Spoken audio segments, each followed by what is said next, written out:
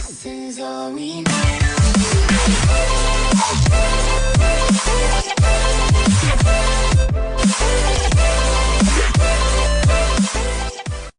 Inspired by design for the month of July, I'm Beth O'Reilly, and we're getting inspiration from Mother Nature herself, creating an amazingly stunning tablescape with a driftwood tree. Now Mayesh helped me source this driftwood tree, which is made with a wood slice and lots of different branches. And the way we're going to start this design is by attaching the Oasis igloo cages throughout the driftwood tree. And I'm going to use the aluminum wire just because it grabs things so easily, and I know that they're on there very securely and they're not going to move. And it's also a decorative wire, so it's easy to cover up.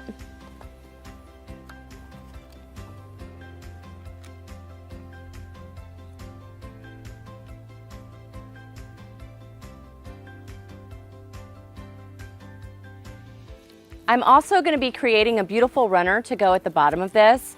And how I'm going to do that is the Oasis garlands. I've actually covered these with saran. So this not only is going to help in the messiness, like to not get any Oasis on the table, it's also going to help keep the moisture in. So our flowers like hydrangea that need to drink a lot will have just a little bit of extra security.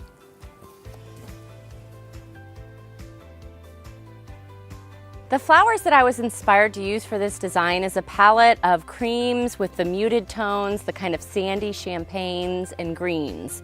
So I've got Vendela roses, and I wanted to show you guys quickly about reflexing roses. Reflexing roses is what I've done to these roses here, and it's a really easy technique. It opens them up so that you can really see. It takes up a lot of space in your foam. It really adds a richness and a lushness to your designs if you take the time to go ahead and reflex them. And basically you're just pulling each petal individually and kind of flipping it backwards inside out. As you can see, these Vendela roses almost look like a gardenia when they're reflexed. So this is going to take up a lot of space in my foam, and it's really going to add just an extra elegant touch. I always like to start most of my designs by basing things in with hydrangea, and I have white hydrangea and I have some of the green hydrangea.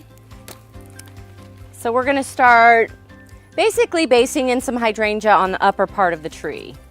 You can use pieces of hydrangea for event work. It's perfectly fine as long as you get those tucked deep down in.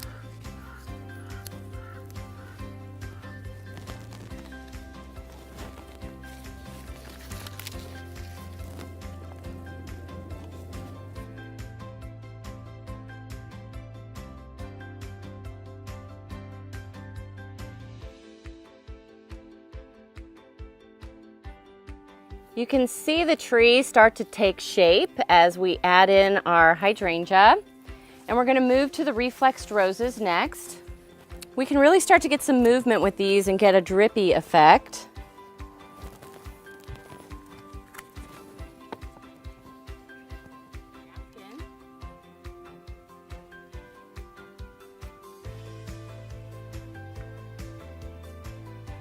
We also want to work in some of these quicksand roses and some of these early gray roses just for a little different color.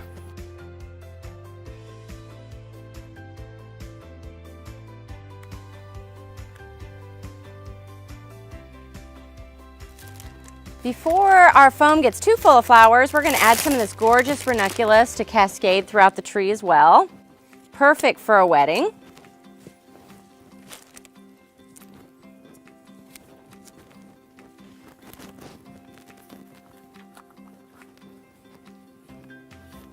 And part of the key, I think, to making this design interesting is cascading some of your flowers.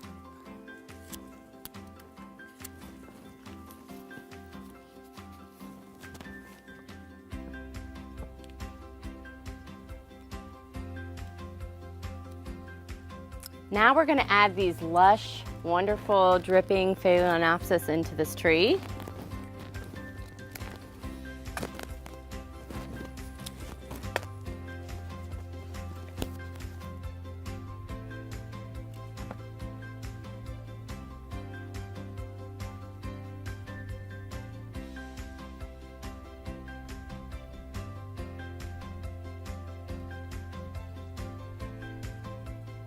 Well, adding those phalaenopsis really completed this, but I'm just going to add a little touch of hanging amaranthus just to give it a little bit of a woodsy feel. Now with the hanging amaranthus, I always strip the foliage off and just let the amaranth that's hanging down show.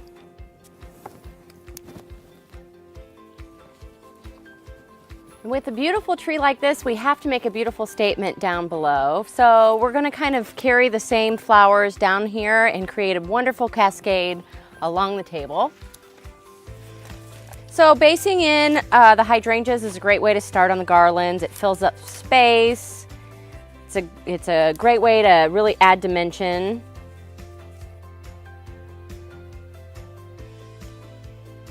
And as you can see, when I'm poking the stems into this oasis, because I put the plastic around it, I'm just making a quick hole with my knife where I'm going to insert it.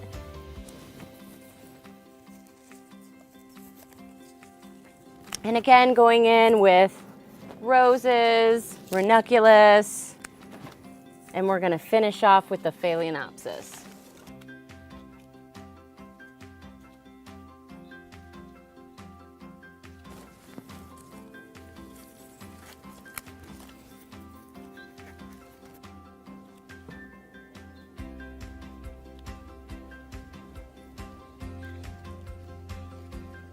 So this completes our amazing wedding design, a natural tree inspired design. I hope it's inspired you. We'll see you next time with more awesome blossoms.